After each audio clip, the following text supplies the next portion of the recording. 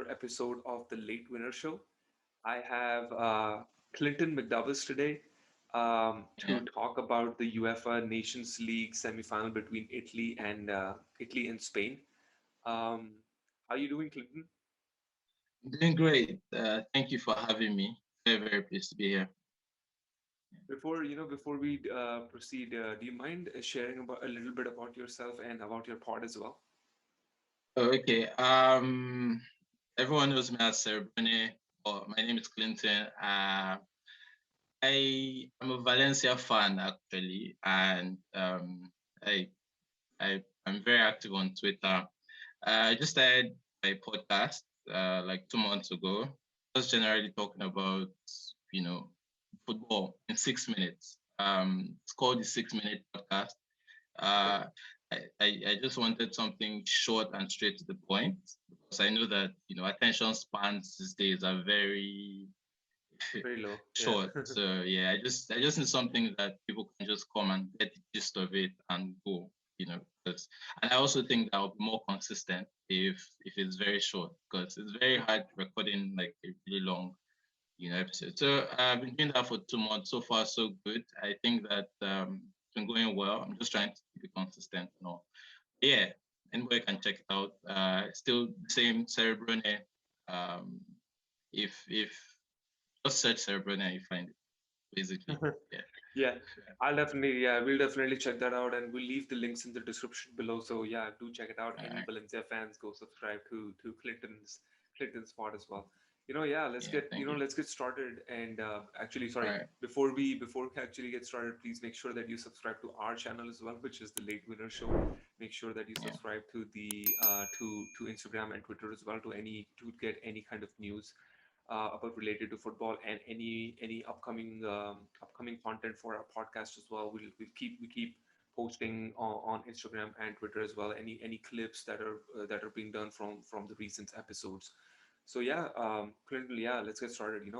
The Yeah. First Nations League semifinal goes down on Wednesday, October 6th, when Wednesday. Yeah. Italy face Spain at Milan San Siro. Let's not forget, that Italy beat Spain on penalties in the Euro 2020 semifinals. Or for the Yeah. second semifinal, we have Belgium and France, which is on the Thursday, October 7th. They go head to head at Juventus's Allianz Stadium, and they meet for the first time since 2018. Obviously, Yeah. both we do have a third place playoff final as well for on Saturday, October 10th, for both of the teams who both of the fixtures where whichever team loses, they'll have a third place fixture, and then the team who wins the semifinals will have a final that will be taking place later that evening in Milan. Yeah, Yeah. but let's analyze the contenders. Yeah. Uh, is Spain really good enough to lift the trophy? It's safe to say that Spain surprised a lot of people at Euro 2020, Yeah. given what was going through, given that Spanish team is going through a transitional period. Nobody Yeah. expected them to do anything special in the summer, but as it turned out, they ended up going all the way to the semifinals, pushing Italy to the penalties. The new Yeah. generation, 𝗕𝗲𝗓, Ferran Torres, they're still a work in progress. But they Yeah. definitely have lifted their game, to provide that extra oomph to the Spain national team. But it feels like Yeah. Luis Enrique's men can become a top team in the coming years. Uh, the Spaniards did suffer a disappointing 2-1 loss to Sweden in their first Yeah. outing after the European Championship. They definitely bounced back though. They won easily against Georgia Yeah. four Next again. zero Yeah. and Kosovo, I think it was 2-0. Right. It's always very difficult to predict exactly how Enrique's side will fare in Italy, but I think we both would be. I think you would be foolish to write them off. Yeah. And we're going to talk about a little bit about Italy later. But what do you think is like? What do you think Spain's chances are against Italy? Well, I think that in games like this, it's very hard to really write off, any team because it's a highly competitive game. And when the stakes are high and there's something to play for, something very big, such as a chance to be in the final, then of course you expect that both teams will come out, all guns blazing. Even if maybe the quality on one side is probably higher than quality on the other side, it's still not something that you can straightforward call. That said, I do think that they should win this game. Apart from the fact that they're European champions, I think that Spain have some visible quality issues, and Luis Enrique is doing too much experimentation and is also showing too much bias, for players that perhaps he knows from La Masia, or players that fit the Barcelona kind of style. I mean, it's something that he actually said. He said that when he was talking about Gavi, we just called up. He was saying that Gavi plays that Barcelona style and all of that. And I think that that's not the way to build a national team. And I think that that could be a problem for them, because if you are basing your call-ups on those considerations, then that means that you are forgoing a lot of quality, also that you can have specific people that you like. And I don't think that national team selections should just be based on the players you like. I think that you have to have that balance between, okay, this person is quality and has been in form, and showing it. I mean, we see him calling up Eric Garcia, for instance, who, for the life of me, I still don't know what is, really. I don't know what that guy does, to be honest. They talk about his passing, but I don't think his passing is exceptional, or to the point where he walks into the team like he always does. I mean, this season defensively he's been poor. He's gotten 2 red cards, and I was reading out stats of the guy just last week. Out of 22 ground duels, he has won just 6. 6 ground duels out of 22, and that's supposed to be a center back.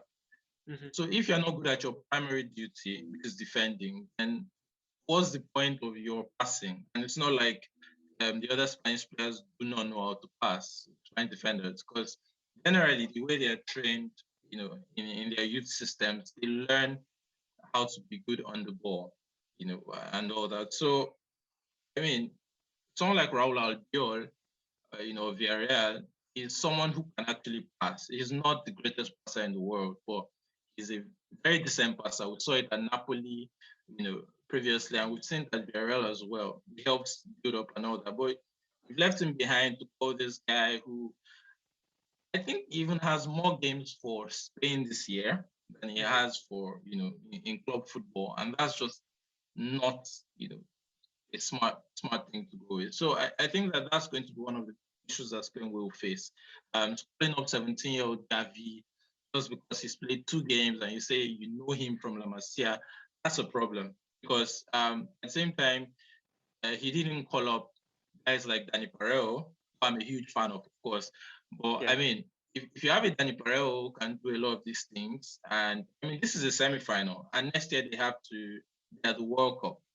It's all well and good building for the future, but you can do that with the under-21 teams. For the national team, immediate concerns. You have the Nations League semi-final, like we're talking about, and you have the World Cup next year. You can't be experimenting with that or preparing for a future that is still very far off. Like calling up, players that don't have the experience in this kind of games.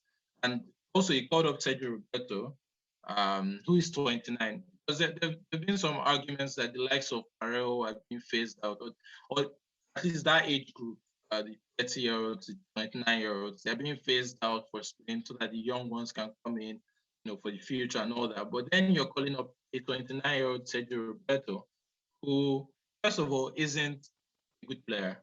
He's below average. Yeah. He's not even sure of the position that he's good at. Sometimes you see him at right back, he's not good there. Sometimes you see him in midfield, he's not anything special there. You could call maybe 20 Spanish midfielders that are better than 𝗪𝗪𝗪𝗪𝗪. Then call him up and you give him the number 10, by the way. they're giving him number 10 just it's absurd. And Roberto is 29. Maybe you could understand that it's still going in line with the talk about youth. If Roberto was 21 or 20 or 19, he's called up a 29-year-old that has never been good in his entire career, national team, just because he's a guy that he knows from his Barcelona days and La Masia days and all that. I think that's a big problem for Spain when you have a manager that just prioritizes players that he likes, and you are walking the tightrope of nepotism and obvious bias, and I think that's going to be a problem for them. So looking at this game now, I'm seeing that Spain have not called their best available players.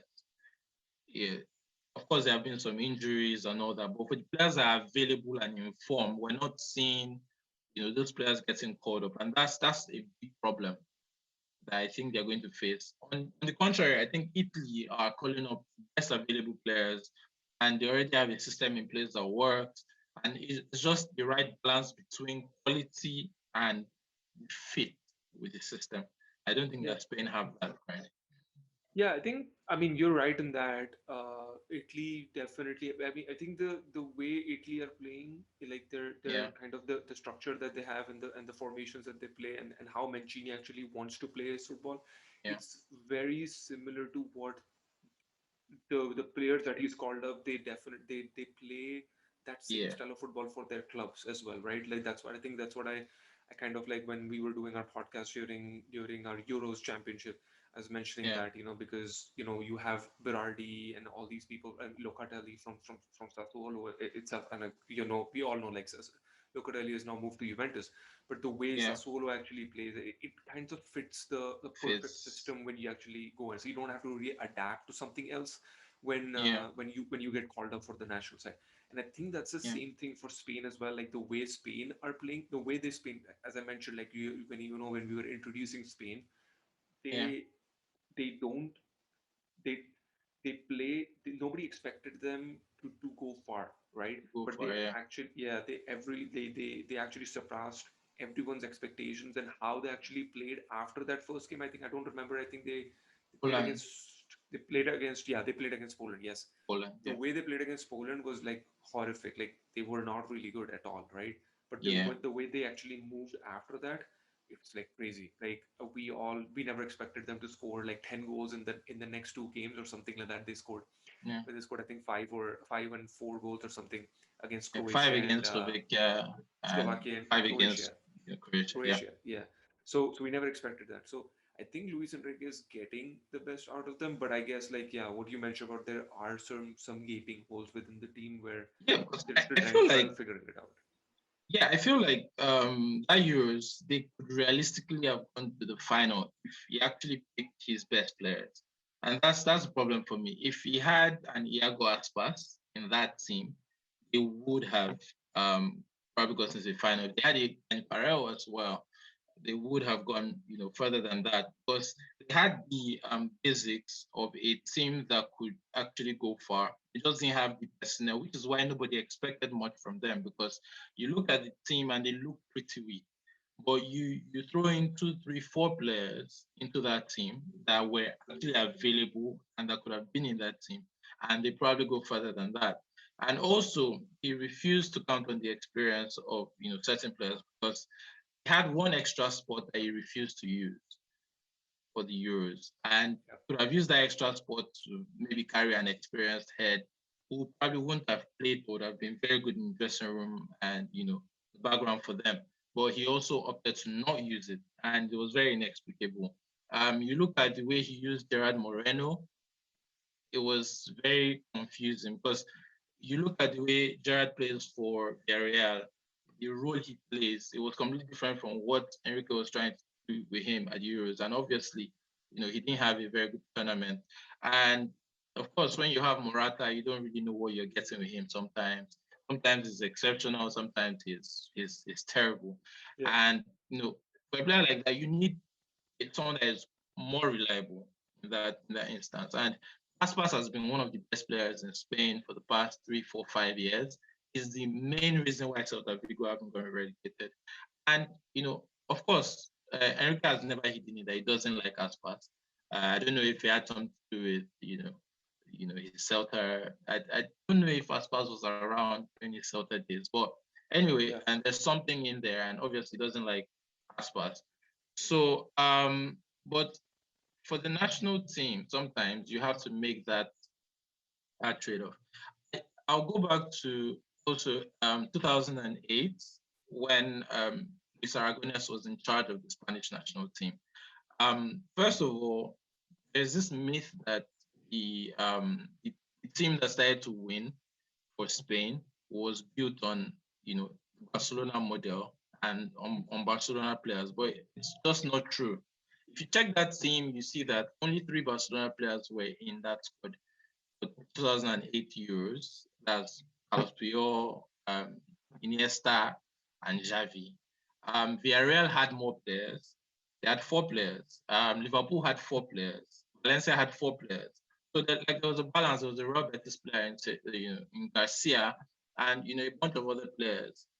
We had the Ruben de la Rez and Co and Ibiza. So there was that balance between them.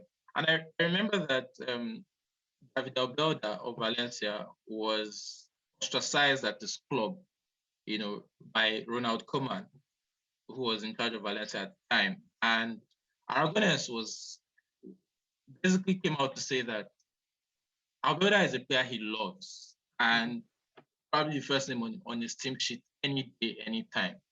But that Alberta needed to get away from Valencia and start playing.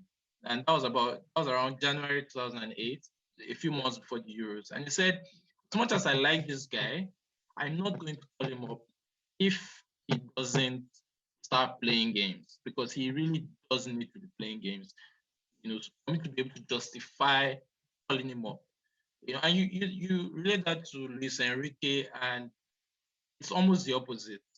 You imagine that if that was Enrique in that situation, even if Alberta doesn't play for 5 months, Enrique calls him up and says, "This is my guy." And I don't think that's how the league, the national team should be run. Which is why I think at that time Spain were very successful. Aragonés had to drop Raúl as well because squad harmony and all of that, and it was under pressure, a lot of pressure to call up Raúl, and he said, "No, I found something that works with the players that I have," and Raúl basically divides the squad with some of his antics and all of that, things like that. I think that's where Luis Enrique is getting it wrong, and Spain's future really worries me because of that particular attitude. Because I think this team is capable of a lot more than they're showing.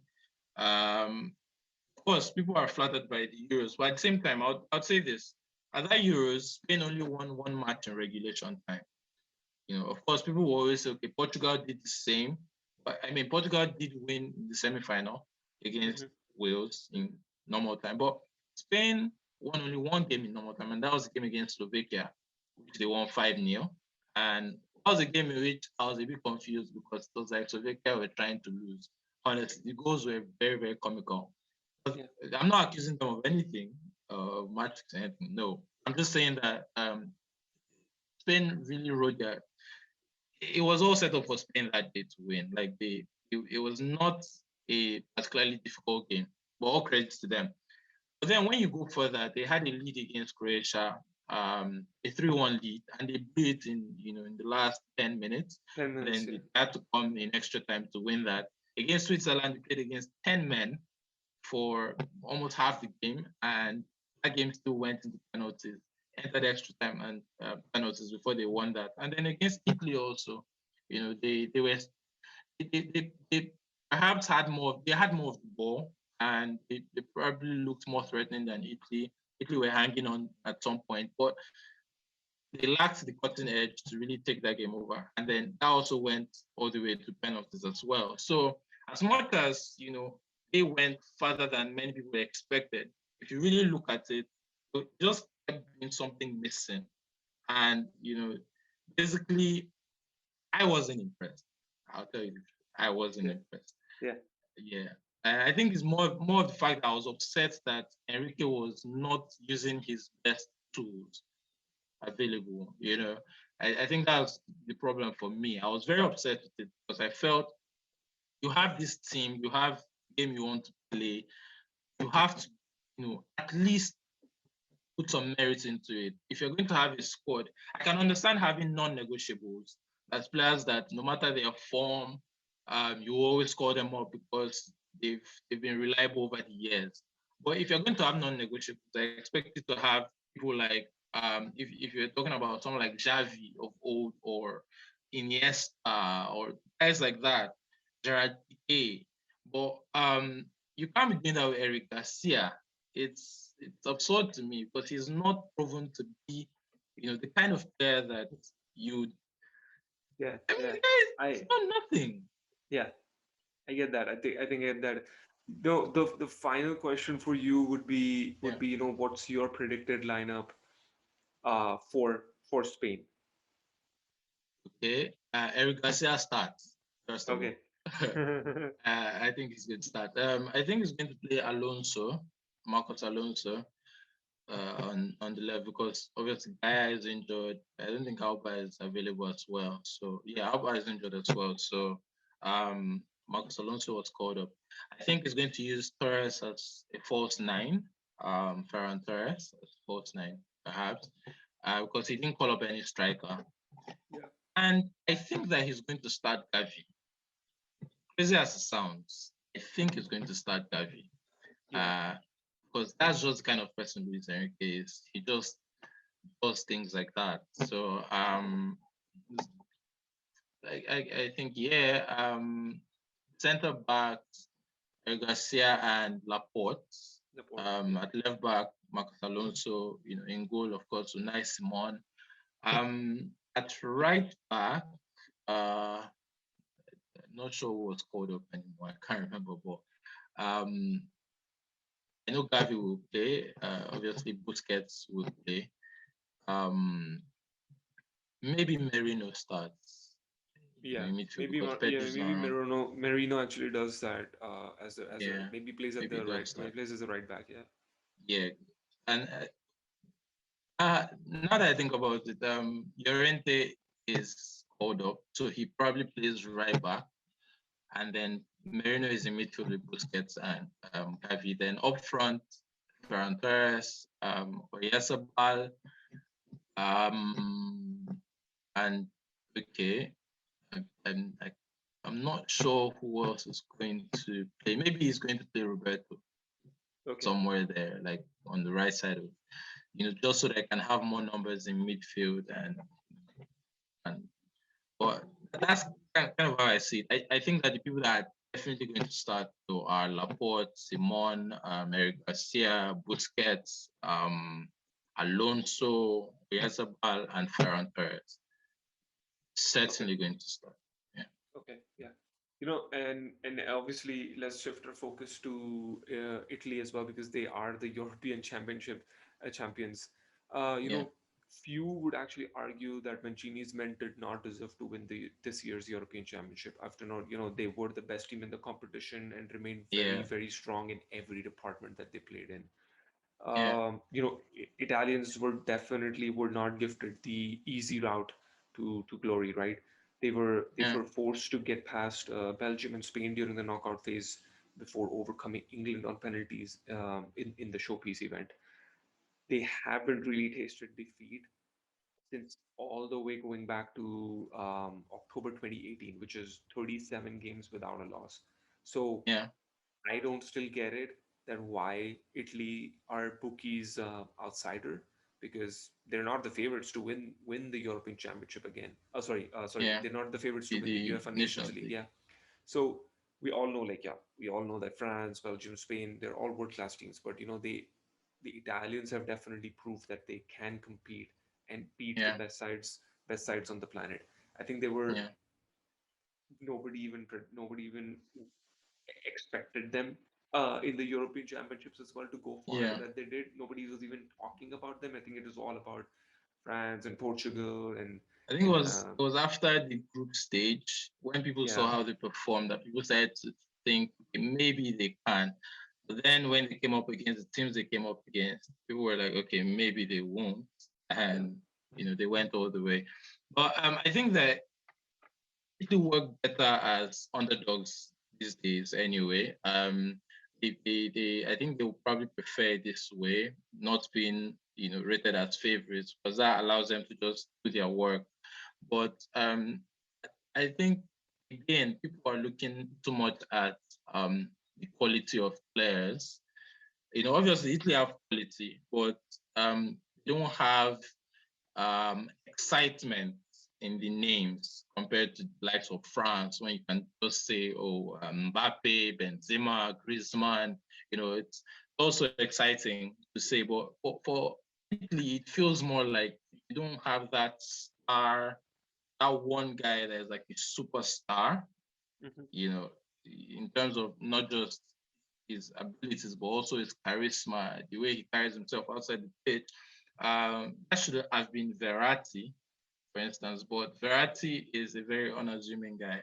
He's a very modest guy who doesn't really like a lot of noise. And Jorginho is trying to be that guy, but he just doesn't have it yet. So, I mean, you look at Eza, for instance, and the kind of competition he had at Euros, and you imagine that if that was perhaps Cristiano Ronaldo, you know, playing like that, it would be a Ballon d'Or candidate, because they'll say Cristiano Ronaldo carried Italy to the trophy.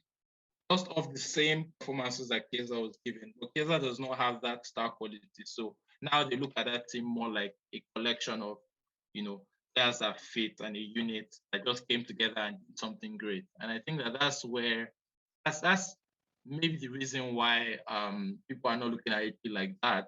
I mean, their strikers are Belotti, 𝗕𝗲𝗎𝗓, and guys like that who are very good, like quality players, but they don't have the hype that the likes of France and Belgium have. I mean, Belgium have Lukaku and the rest, and De Bruyne Yeah, and Co. they So I they think don't that have they don't have that big name player that attracts yeah, to a exactly. lot of They people, that don't have, attracts and Italy. Yeah, exactly. And if you're looking at them, the players that you probably think about first are more of the, deeper players like, Chiellini, Bonucci, Verratti, and those guys form the foundation of the team. But for teams like France, it's more of the attacking players. And we know that attacking players always get the hype, more than defensive players. So I think that's why Italy are not reckoned like that. But let's make no mistake, right now, the strongest international team anywhere is Italy. For me anyway, I'm not. I looked at Brazil, I looked at Argentina. I mean, they're all doing very well and all that. But in terms of form, in terms of achievements, in terms of how they fit, in terms of how difficult they are to beat, at this point in time, I'd say Italy are the strongest team in world football. So I don't think they'll mind that they're not recognized as favorites. I think that will even spur them on. I remember that Bonucci and Chiellini were talking about the Euros final, and they were basically happy that they were viewed as underdogs, and it was more of a challenge to them that okay, we're going to silence everybody, and take this right in front of the Wembley crowd. So I think that that's how they thrive. I think that helps their mental state, the way they come into these games. So I think once again they will be very delighted to not be Bookie's favorite, and I think they're going to once again surprise people as they've always done.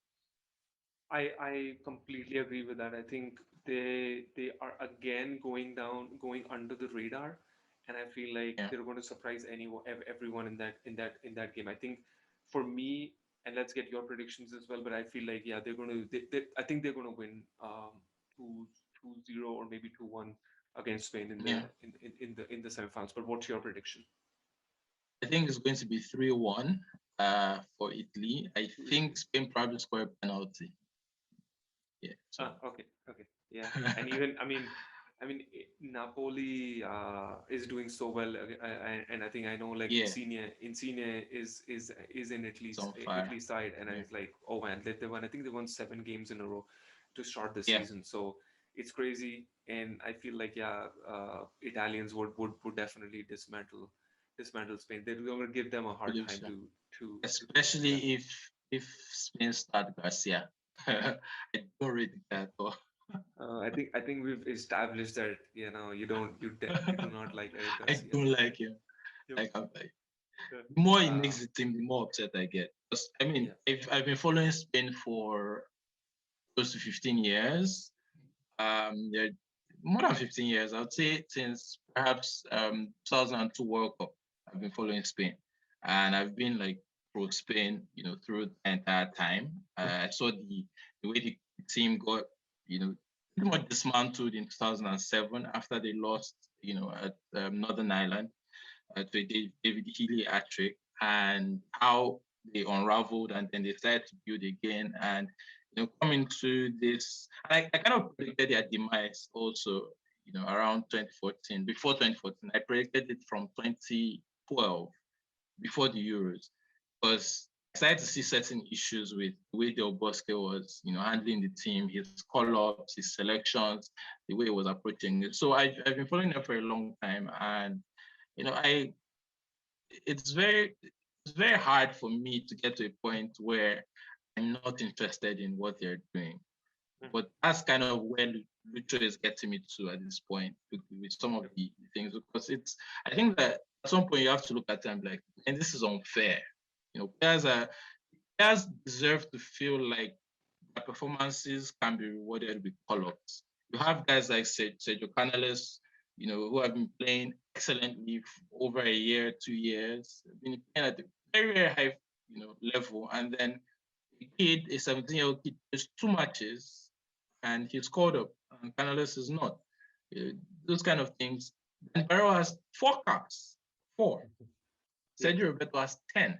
10. Yep. So when you see things like that, I think that kind of affects the psyche of players as well, because if you're in the team and you know that this guy is supposed to be in this team and you're not seeing him, and then you're seeing a bunch of players who you know do not deserve to be there. Because I think players know these things, they see these things, and they have a problem with that. So um, looking at Spain now, I, I think that the talk about them not having you know, talent for the next generation compared to previously is a bit overstated. I think that Spain still have a Yeah. lot of talent coming Yeah. through.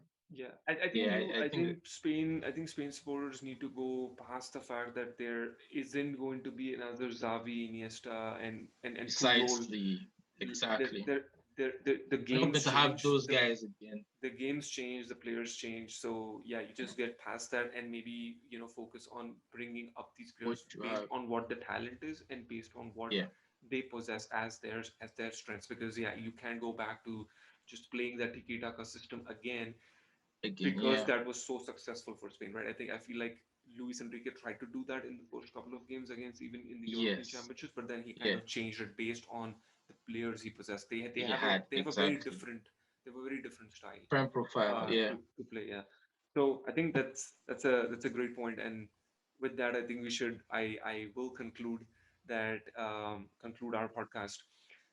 Thank yeah. you, Clinton, again for joining. Yeah. Thank you for having me. Yeah, Very, very, very happy to be part of this and very honored as well.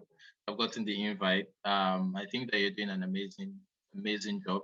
Your channel is very interesting and people should definitely check it out. I'll make sure that I shout out the podcast on sure. my podcast and also on my social media. Thank you so much for that. Yeah, before we do sign off, please make sure that you like, share, and subscribe to the Late Winner Show. Give us those likes. Definitely helps us with the algorithms. Follow us on Instagram and Twitter for any football news that is happening around the world. We do post a lot of news for the major leagues that are happening in Europe. Uh, we do post some clips as well, so make sure that you check that out as well. If you like the content, definitely go back and subscribe to the channel as well. We leave Clinton's podcast links as well in the descriptions below. Make sure that you do subscribe to his channel as well. He's doing some great content as well. And yeah, anyone who's interested in Valencia, who's a fan of Valencia, definitely subscribe to Clinton's channel as well. He provides some great insights on that. So yeah, with that being said, I think Clinton, again, thank you so much, and we'll see. Yeah. Hopefully, if we have Spain going to the finals and maybe even winning. So we'll definitely reach back out and do another one. Yeah. Yeah, no problem. Thank All right. you. Thank you.